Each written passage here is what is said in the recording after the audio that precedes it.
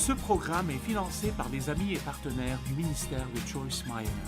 Si les gens vous ont fait du mal, la première chose que Dieu demande est que vous leur pardonniez.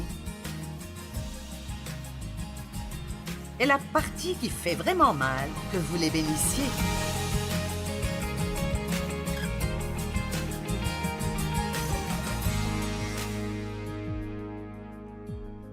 Il nous faut combattre pour un nouveau commencement. Et pour pouvoir faire ça, vous devez être prêt à abandonner ce qui est dans le passé. Combien d'entre vous avez quelque chose dans la vie dans lequel vous avez investi beaucoup de vous-même et ça n'a pas marché? D'accord. Eh bien, vous devez faire très attention à ne pas vous coincer dans les choses qui ne marchent pas et les laisser vous faire penser que vous êtes un échec et que tout est terminé parce que je vous le dis, Dieu n'est jamais sans un plan. Vous ne savez peut-être pas ce qu'est le plan, mais Dieu sait ce qu'est le plan. Maintenant, dans le livre de Samuel, il y a 1 et 2 Samuel. Nous lisons à propos du roi Saul. Dieu n'a jamais voulu que le peuple ait un roi. Il voulait être leur roi. Mais là, le peuple a insisté pour avoir un roi.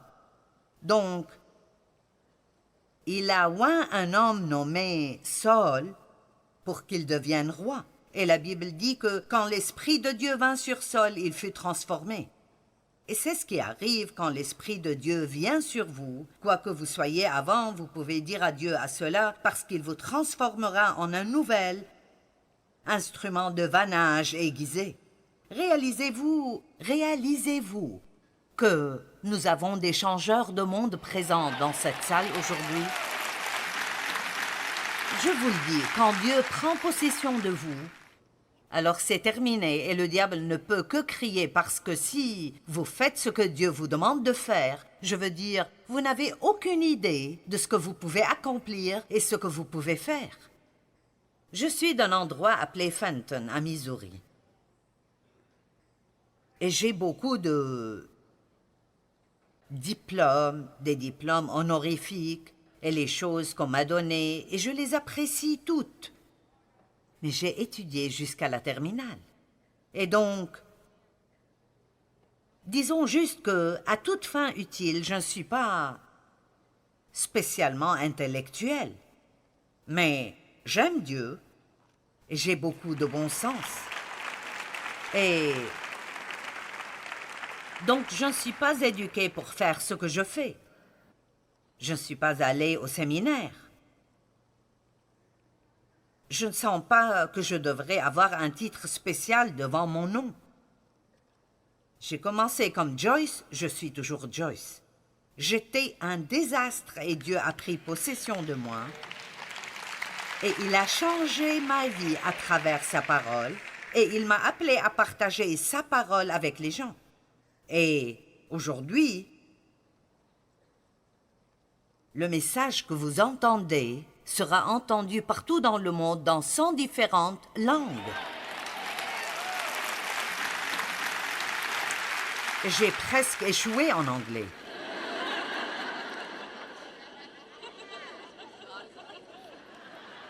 Je me moquais de si c'était un nom ou un pronom ou un verbe, je voulais juste parler. Et donc, maintenant les gens pensent que je connais toutes ces langues, je travaille encore sur l'anglais. J'essaie de vous expliquer que, vraiment, honnêtement, c'est Dieu qui vous rend spéciaux et vous n'avez pas besoin d'avoir beaucoup de trucs spéciaux dans votre vie pour que Dieu puisse vous utiliser. Tout ce que vous devez être est être disponible. Me voici, Dieu. Utilise-moi. Envoie-moi. Mais vous ne pouvez pas être coincé à pleurer à cause de chaque erreur que vous avez faite. Vous ne pouvez pas avoir une mentalité de victime. Mes parents ne m'ont pas bien traité, je n'ai pas reçu de bonne éducation, je n'ai pas été à l'université, je n'ai pas fait ceci, je n'ai pas fait cela. Ce que vous n'avez pas n'est pas important si vous avez Jésus dans votre vie. Vous comprenez cela? Si vous avez une bonne relation personnelle avec Jésus, Vous avez alors tout ce qu'il vous faut pour faire quelque chose de grand. J'ai dit grand, quelque chose de grand de votre vie.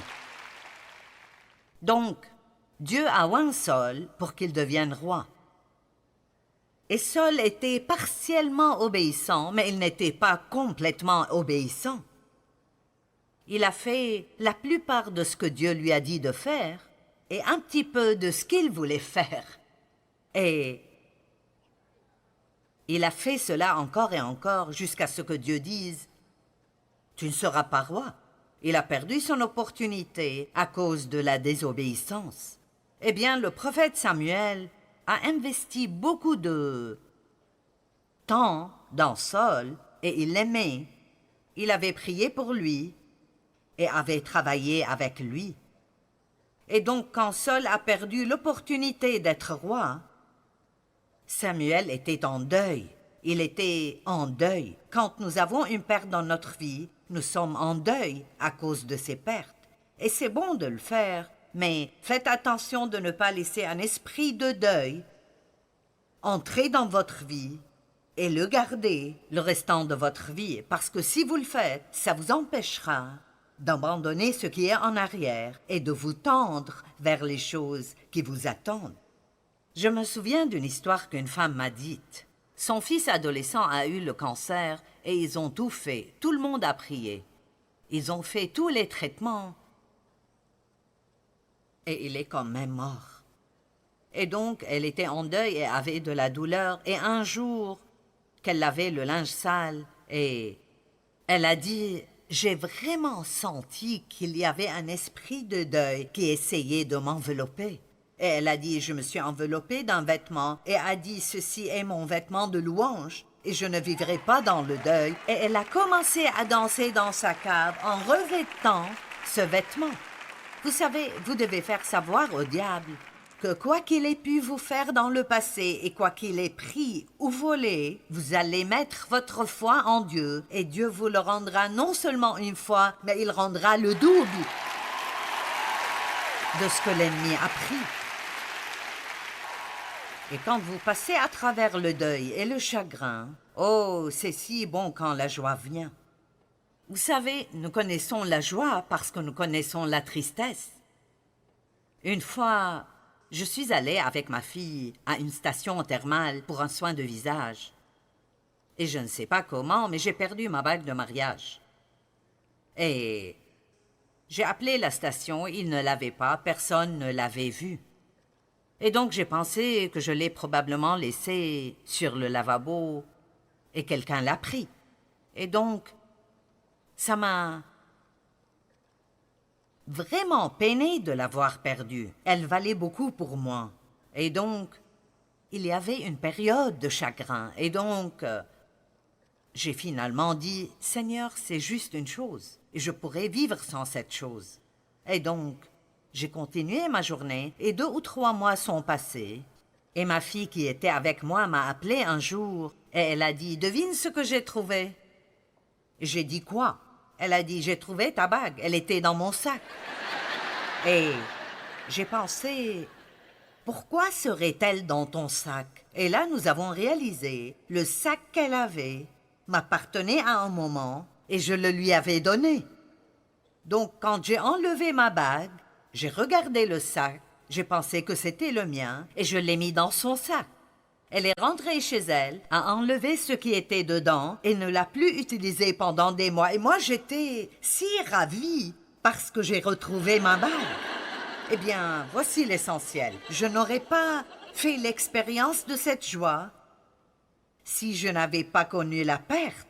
Et je veux que vous compreniez ceci et que vous le croyiez. Certains d'entre vous ont eu des pertes horribles dans votre vie. Vous avez enduré des tragédies, des injustices. Des choses sont arrivées avec vous qui ne sont pas justes. Et ça a été difficile. Mais oh, vous savez où je veux en venir? Oh, je vous le dis, si vous n'avez pas une attitude amère et vous ne prenez pas la mentalité de victime et vous marchez dans l'amour pour Dieu, et vous lui obéissez, et vous continuez d'essayer d'aider les gens, oh, votre récompense viendra, et vous serez remplis de joie. Donc, ne regardez pas ce que vous avez perdu, regardez ce qui peut arriver dans votre avenir. Marthe a dit à Jésus, son frère Lazare est mort, et elle a dit, Jésus, Lazare est mort. Si tu avais été là, il ne serait pas mort. Et Jésus a dit, il sera ressuscité. Marthe, regardez ce qui est arrivé. Jésus, regardez ce qui pourrait arriver. Allez-vous continuer à regarder ce qui est arrivé ou voulez-vous être dans l'anticipation de ce que Dieu fera dans votre vie? Mais, écoutez bien ou ça ne marchera pas.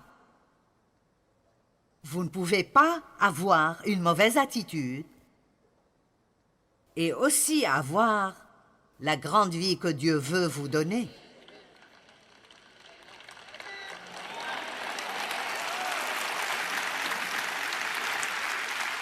Soit les gens vous ont fait du mal ou vous avez fait des choses qui vous ont rendu triste. Et si les gens vous ont fait du mal, la première chose que Dieu demande est que vous leur pardonniez. Et la partie qui fait vraiment mal, que vous les bénissiez.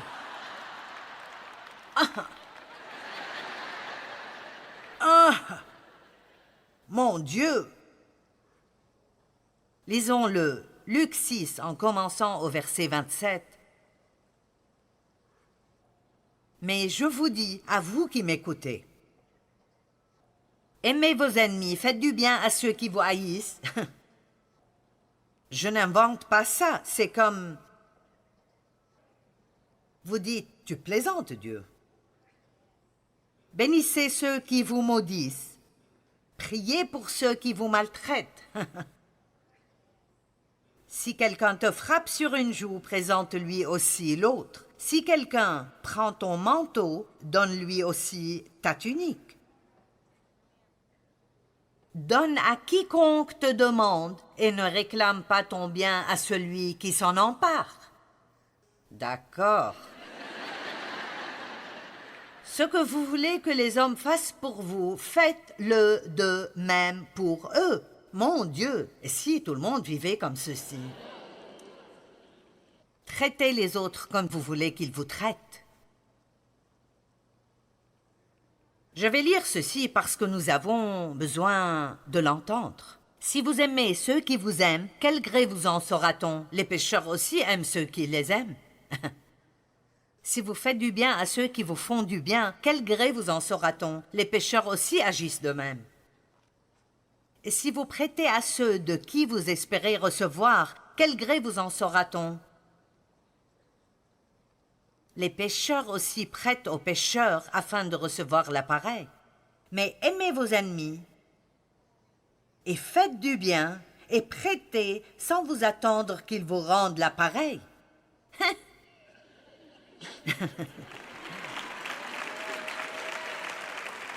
Savez-vous ce que nous faisons quand quelqu'un avec qui nous avons bien agi nous maltraite? Après tout ce que j'ai fait pour toi?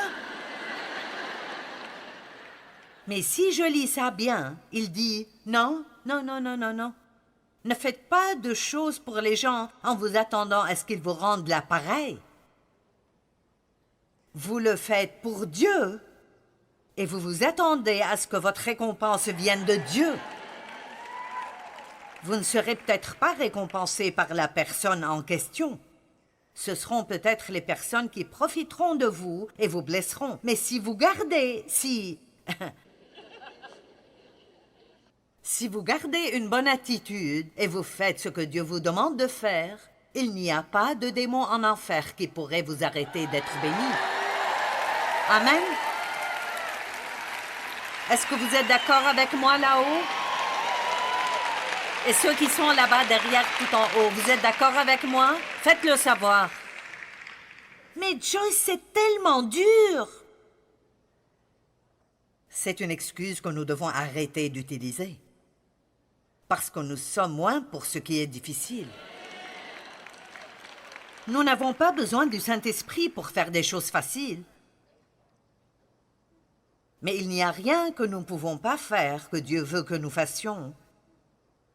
Si nous apprenons comment dépendre de Dieu et ne pas dépendre de nous-mêmes et de notre propre capacité de réussir, je dis ici qu'il n'y a rien que vous ne pouvez pas faire. Dieu ne permettra jamais plus que vous pouvez supporter. Vous pensez peut-être que vous êtes dedans jusqu'au cou et vous dites juste « je ne peux pas faire ceci et je ne vais pas y arriver ». Eh bien, vous y arriverez. Parce qu'il y a eu tellement de choses que je pensais que je ne traverserais jamais et je suis toujours là. Et combien d'entre vous peuvent-ils dire la même chose? Vous êtes passé par des choses qui sont très difficiles, mais vous êtes toujours là. Et votre récompense sera grande.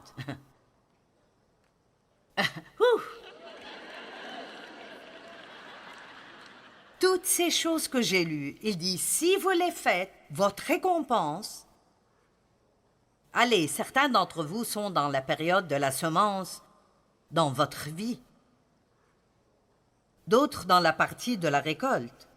Mais vous n'êtes pas arrivé à la récolte sans labourer la terre et planter les graines et attendre et passer à travers des temps difficiles.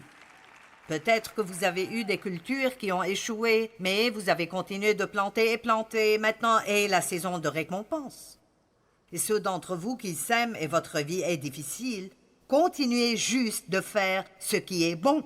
Saul serait resté roi s'il avait continué de faire ce que Dieu lui a demandé de faire. Mais non, il a gardé sa propre volonté là-dedans. J'ai fait presque tout ce que tu m'as dit de faire.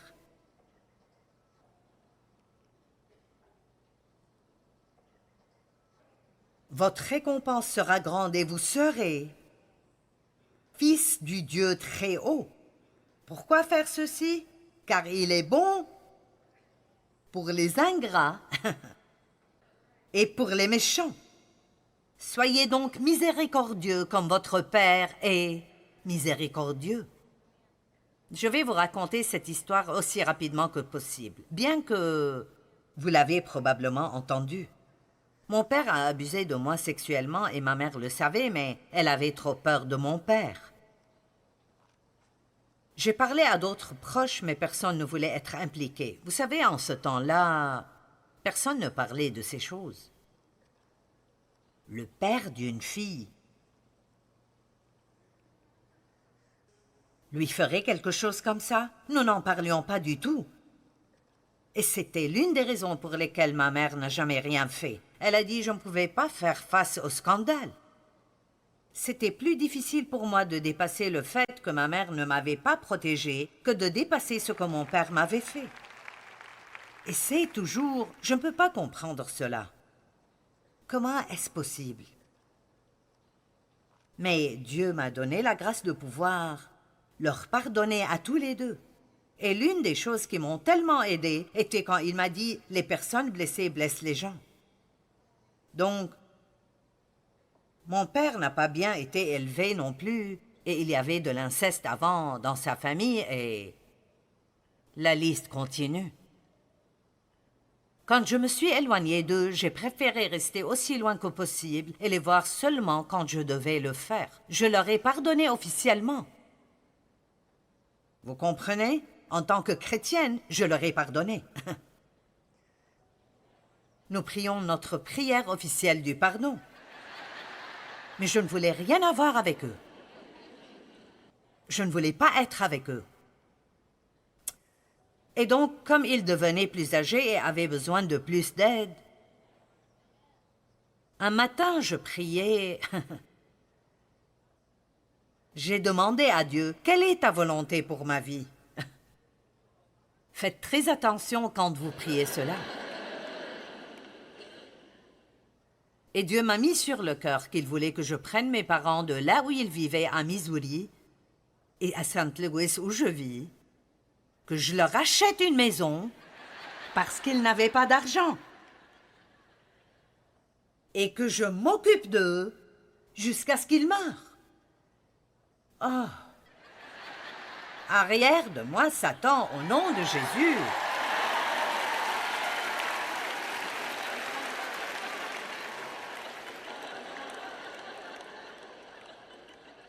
Certains de vous essayent de chasser le diable et ce n'est pas le diable. Quand c'est dur, ça ne veut pas dire que c'est le diable. De toute façon, c'est une longue histoire. Et je la raconte souvent, mais c'est juste un très bon exemple. Je ne sais pas comment, mais Dieu m'a donné la grâce de faire ce qu'il m'a demandé de faire. Et je peux vous dire que je pense que quand on parle de puissance contre le diable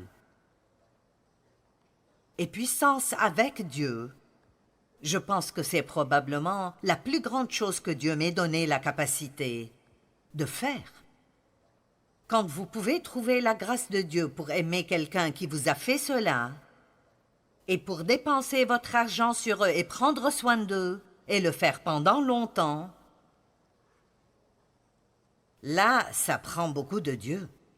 Si vous faites ce que Dieu vous dit de faire, votre récompense sera tellement grande. J'essaie de faire que certaines personnes prennent cette décision aujourd'hui.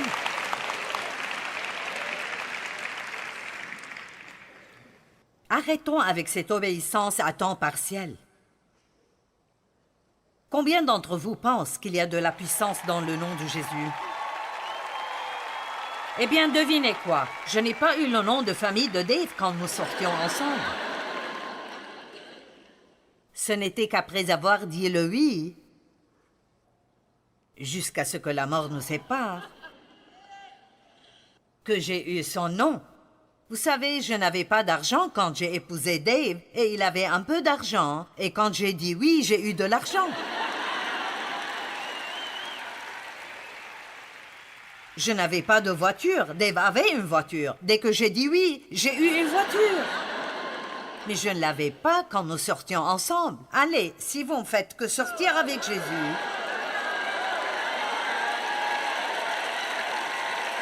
Allez!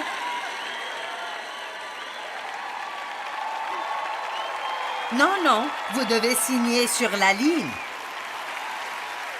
Oui! Et je ne sais même pas ce pourquoi je dis oui. Mais Dieu, la réponse est oui. Pourquoi?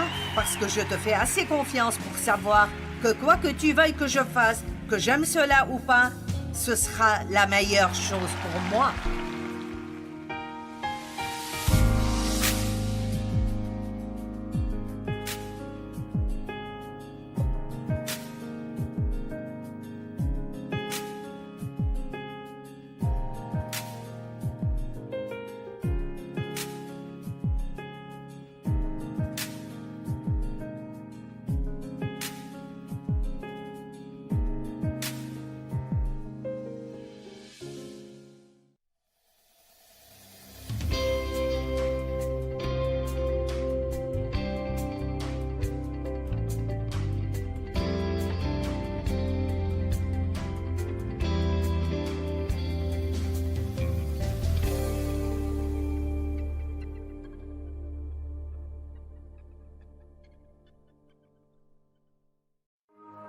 Ce programme est financé par les amis et partenaires du ministère de Joyce Meyer. Je pense vraiment que c'est une insulte à Dieu quand nous nous plaignons.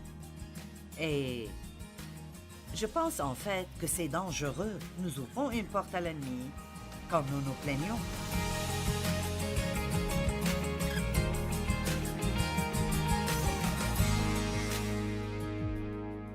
Vous n'avez pas besoin du message de ce soir, mais peut-être que vous connaissez quelqu'un qui en a besoin.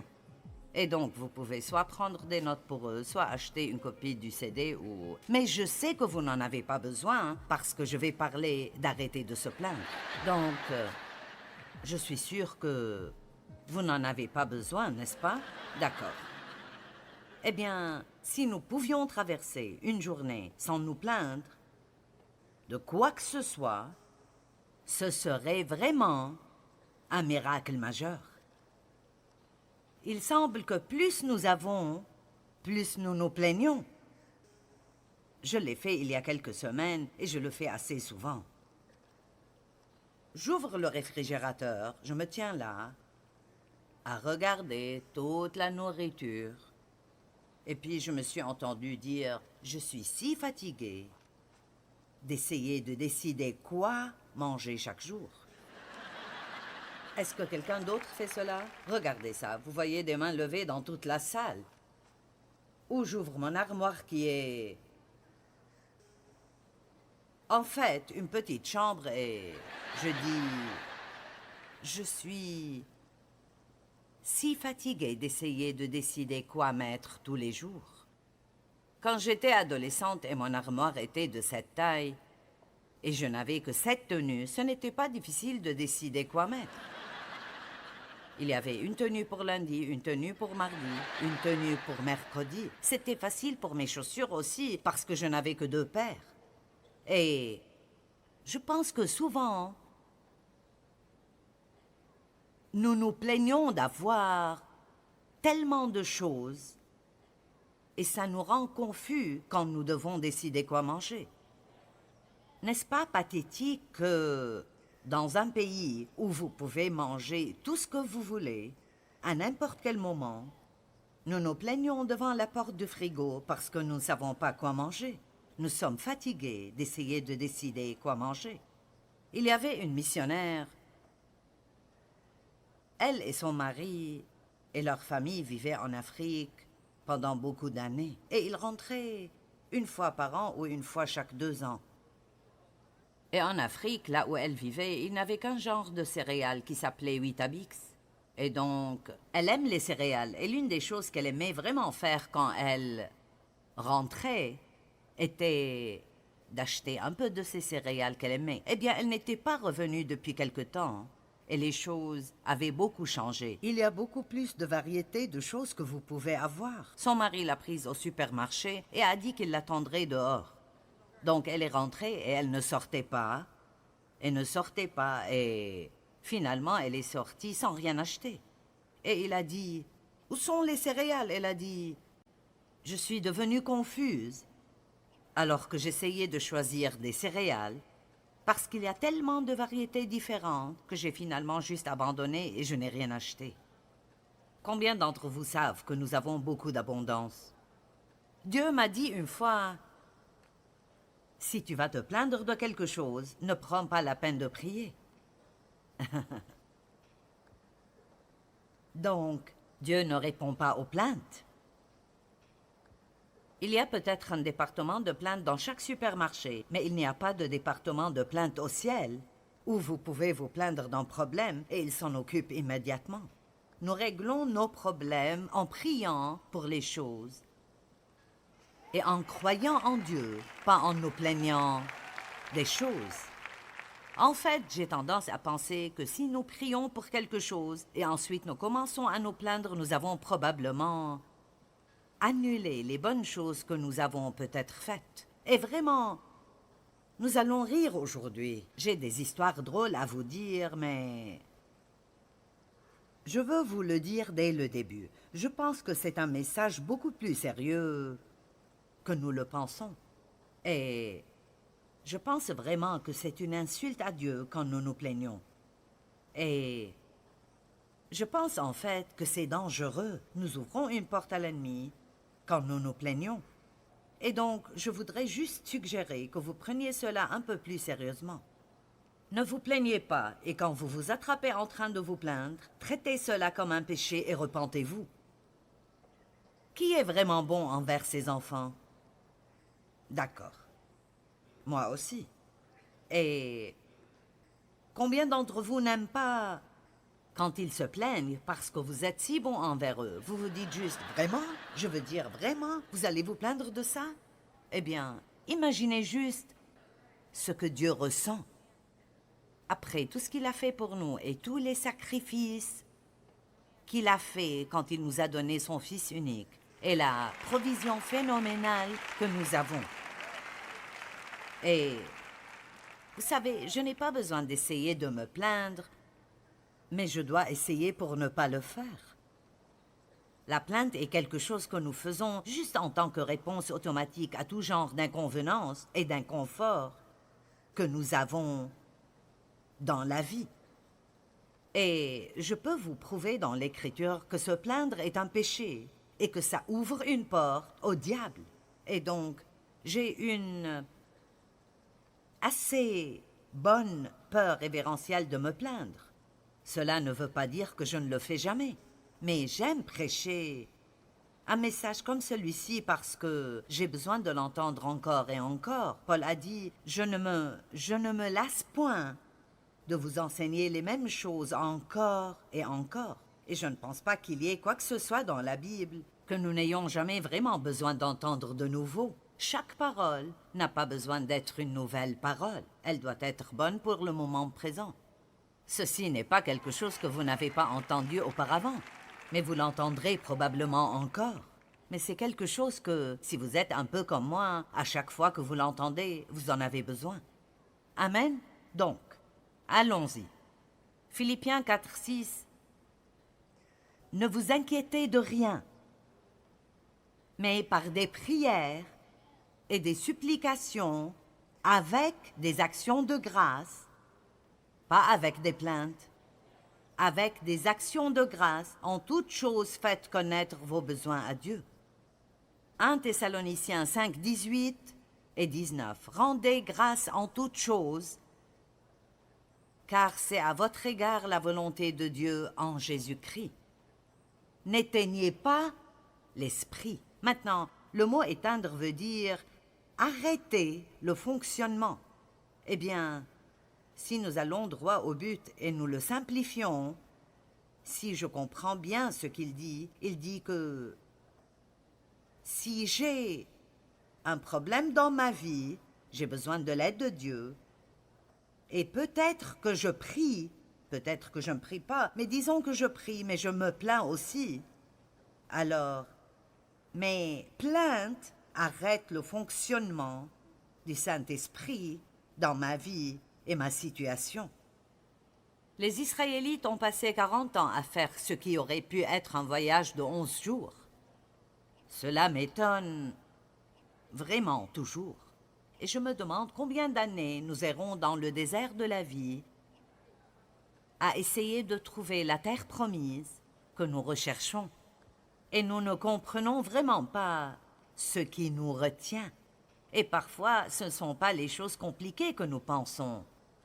Ce sont des choses plus simples. Et j'ai donné un enseignement une fois que je compte redonner, appelé la mentalité du désert. Et j'ai en fait étudié ce qui a gardé les Israélites là, alors qu'ils auraient pu faire ce trajet en 11 jours. Et ce sont des choses simples comme l'impatience, le fait de blâmer Dieu pour leurs problèmes, blâmer Moïse pour leurs problèmes, et beaucoup de plaintes. Je veux dire, ils ont eu de la nourriture miraculeuse qui tombait du ciel, et ils ont dit, nous sommes dégoûtés de cette nourriture pauvre et misérable. Ils ne l'aimaient plus. Et donc, ça les a gardés là. Je ne me souviens plus d'où j'ai trouvé ceci, mais j'ai trouvé une définition de la plainte une fois, et une partie de cette définition est que se plaindre signifie rester. Donc, quand je me plains de quelque chose, je garantis en fait que je vais rester là jusqu'à ce que j'apprenne comment être reconnaissant.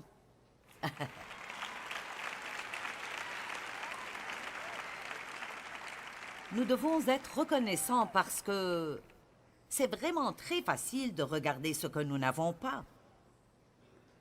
C'est tellement facile de regarder ce que vous n'avez pas. Et le problème est que plus vous regardez ce que vous n'avez pas, plus vous perdez de vue ce que vous avez. Et vraiment, nous avons tellement de choses et nous avons tellement d'opportunités. En fait, je vais le dire. Nous avons tous, moi incluse, nous avons trop. Nous avons tellement de choses que ça nous frustre. Et nous continuons à amener plus de choses, vous savez. Et je pense que Dieu veut que nous jouissions des choses. Mais je pense que parfois, vous pouvez ajouter du stress à vos vies en ayant tellement de choses que ça vous frustre.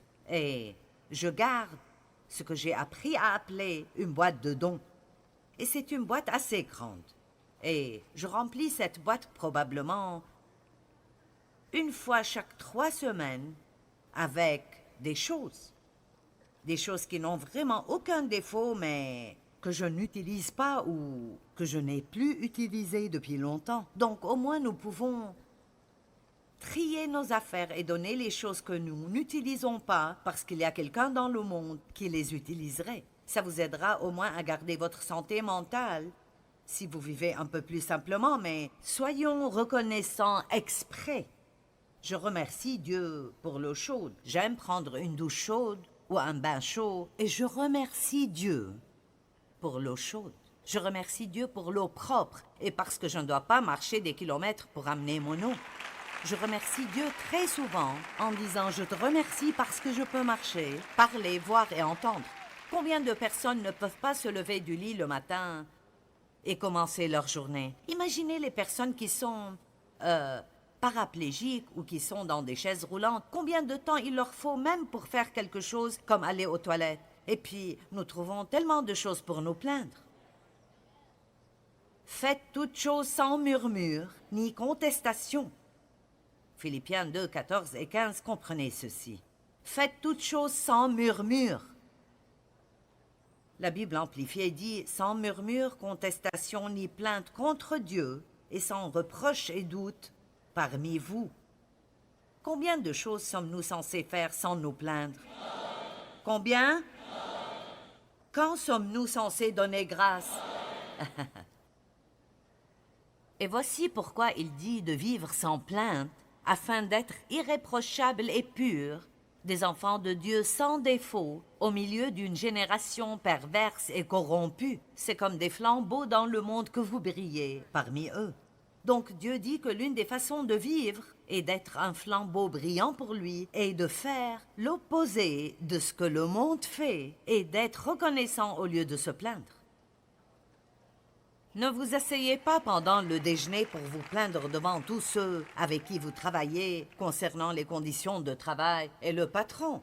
Ne vous intégrez pas, démarquez-vous. Dites plutôt, eh bien, je sais que tout n'est pas parfait ici, mais je suis reconnaissante parce que j'ai un travail. Il y a beaucoup de gens qui n'ont pas de travail. Ou peut-être que si vous voulez vous plaindre à propos du mari que vous avez, vous devriez vous souvenir qu'il y a une femme esselée quelque part qui aimerait vous le prendre.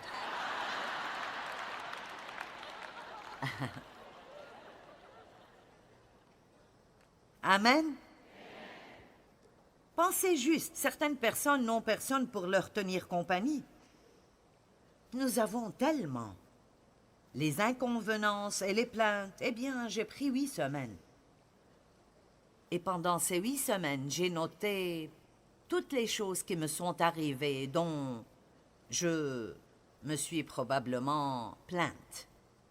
Et donc, j'ai pensé partager avec vous 34 choses qui me sont arrivées. Vous voyez, des choses arrivent tout le temps. Et je veux dire, je ne sais pas si « je » est un bon mot à utiliser, mais je pense que nous devrions voir cela comme un jeu que nous jouons avec le diable, où nous refusons de nous plaindre, quoi qu'il envoie vers nous. Voyons juste après, aujourd'hui, combien nous pouvons durer. Si le diable nous attaque toujours et nous disons juste « Dieu merci, je suis si béni. Dieu merci, je suis si béni. » Et vous voyez, écoutez-moi, même quand nous avons un problème, nous avons Dieu dans nos vies et il peut nous aider à résoudre ce problème. Combien aimeriez-vous avoir votre problème aujourd'hui et ne pas avoir Jésus à vos côtés? Amen. Maintenant, je sais que vous n'avez pas besoin de cela, mais combien d'entre vous peuvent penser à quelqu'un qui a besoin de ce message? Et vous pouvez... Donc, je ne sais pas si vous vendez des messages après la réunion. Faites-vous toujours cela? Vous pouvez acheter ceci et le donner à la personne grincheuse que vous connaissez qui n'est jamais contente, quoi qu'il arrive. Allez. Allons-y. La première chose est que je me suis fait mal au dos à la salle de gym. Ensuite, il y a eu une fuite d'eau chez moi qui a abîmé le bois de ma table. Ça l'a gâché. Je me suis tordu le poignet. J'ai laissé des bagages dans l'avion. La maison de retraite a appelé concernant ma mère 2 fois. Maintenant, pendant des années, nous avons pris soin de ma mère, mon père et ma tante dans la maison de retraite. Et prendre soin veut dire que, tout d'abord, nous avons payé pour cela, ce qui était très cher. Et ensuite, cela voulait dire que nous ne savions jamais quand nous recevrions un appel. Et un appel de la maison de retraite veut dire quelque chose. Ça veut dire qu'ils veulent que vous fassiez quelque chose. Soit maman fait des siennes, soit mémé fait des siennes, soit ma tante fait des siennes. Elles ont besoin d'aller chez le docteur ou à l'hôpital, quelque chose. Et ce n'est jamais à un moment où vous n'avez vraiment rien à faire et vous espérez que la maison de retraite vous appelle pour que vous ayez quelque chose à faire de votre temps. Donc la maison de retraite a appelé 2 fois. J'avais toujours mal au dos. Puis je me suis fait mal au bras en essayant de m'étirer pour mon mal de dos. La maison de retraite a appelé de nouveau et j'ai fait tomber une boisson vitaminée rouge sur un canapé blanc. Dave a cassé une fenêtre avec une balle de golf, celle de la maison de quelqu'un sur le terrain de golf. Je finis par parler à un coussin au milieu de la nuit en pensant que c'était Dave. C'est comme... Donc c'était un coussin. J'ai dû dépenser de l'argent pour remplacer un canapé que je ne voulais pas remplacer. Je me suis pris l'orteil dans mes sous-vêtements. Et je me suis fait mal au tendon. Et mon orteil, mon petit orteil a gonflé et est devenu noir et bleu parce qu'il s'est pris dans mes sous-vêtements. J'ai dû dire à ma tante très indépendante de 86 ans qu'elle ne pouvait plus conduire et j'ai dû lui prendre sa voiture. Vous n'avez rien fait de drôle avant d'enlever les privilèges de conduite d'une personne âgée. J'ai dû remplacer la télé de ma mère pour qu'elle soit compatible avec un casque qui lui permettrait d'entendre parce qu'elle refusait de mettre les appareils auditifs qu'elle voulait que je lui achète. Je suis allée au spa à l'hôtel Waldorf Astoria, qui est un très bel hôtel, et j'ai perdu mon pantalon au spa. Je veux dire, j'ai perdu mon pantalon. Vous savez, quand vous allez au spa pour un traitement, vous prenez un casier, vous mettez vos vêtements dans le casier, et puis, je ne sais pas comment, je n'ai pas mis mon pantalon dans le casier. Et donc, quelqu'un l'a pris et a fait quelque chose avec, je ne sais pas. Donc, j'ai fini mon massage et je m'habillais et j'avais ma chemise et mes chaussures, mais pas de pantalon. Maintenant, comment quitter le Waldorf Astoria?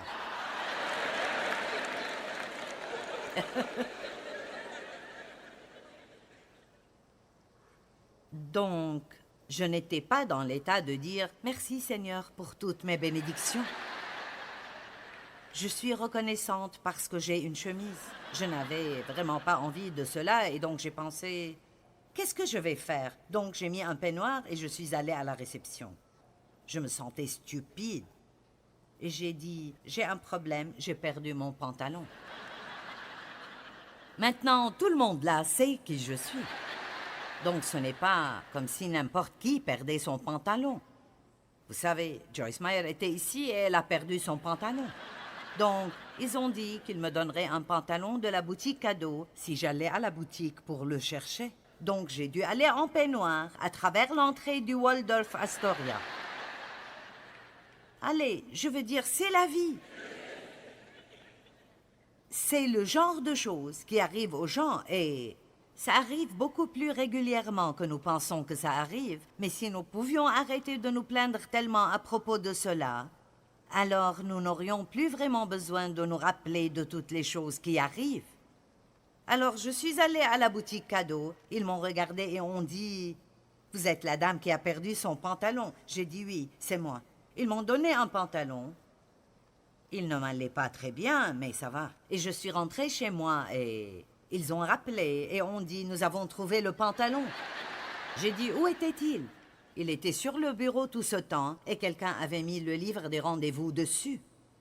Donc, ils avaient le pantalon tout ce temps et je suis passée par tout ceci pour rien d'autre que de l'embarras. Avez-vous jamais perdu votre pantalon au spa? Ma mère a perdu ses nouvelles lunettes de $350, probablement dans la poubelle.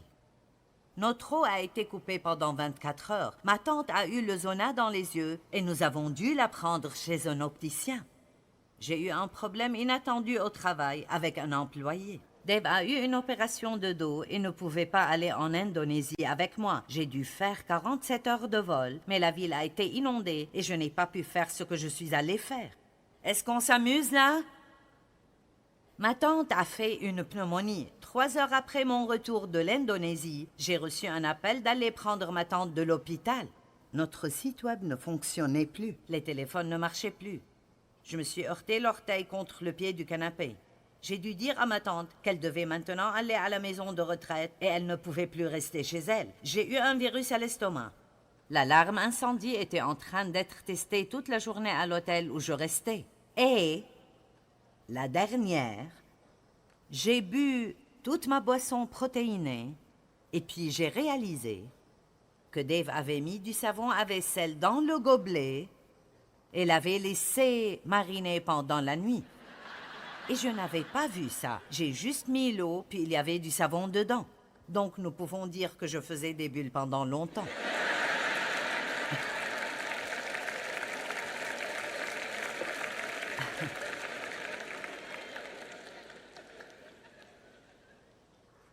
Maintenant, je vous dis cela parce que des choses arrivent avec vous aussi. Mais imaginez juste combien cela énerverait le diable si nous pouvions juste traverser la vie et réaliser qu'il vous met dans des situations pour vous énerver. Amen. Le diable vous met dans des situations pour vous énerver. Il veut que vous perdiez votre sang-froid, que vous vous plaigniez, que vous agissiez comme tout le monde dans le monde pour que les gens ne puissent pas faire de différence entre nous et le reste des gens. Nous ne sommes pas supposés nous intégrer, nous sommes supposés nous démarquer. Et cela ne veut pas dire que nous devons prêcher à tous ceux que nous voyons. En fait, parfois, ça fait plus de mal que de bien. Mon Dieu, si nous pouvions sortir et vivre juste la vie. Pouvez-vous imaginer Jésus en train de se plaindre? Je suis si fatigué de manger ce même poisson chaque jour. Si fatigué de dormir là, dehors, sans bon lit ni coussin. Il a dit, « Hey, si vous voulez me suivre, je n'ai nulle part où mettre ma tête. » Il n'a pas dit que le suivre serait facile, il a dit que ce serait un défi. Se plaindre peut certainement rendre nos prières inefficaces. Au lieu de cela, nous devons être reconnaissants pour les bonnes choses que Dieu a amenées dans nos vies.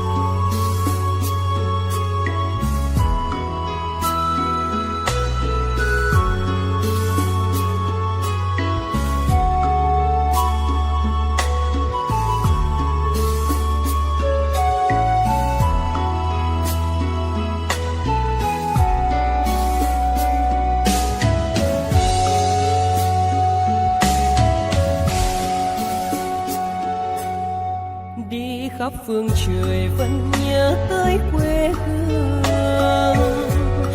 Người về đây thăm làng trù quê mẹ và làng sen quê cha, xúc động bồi hồi người rơi giọt lệ thương mái nhà tranh.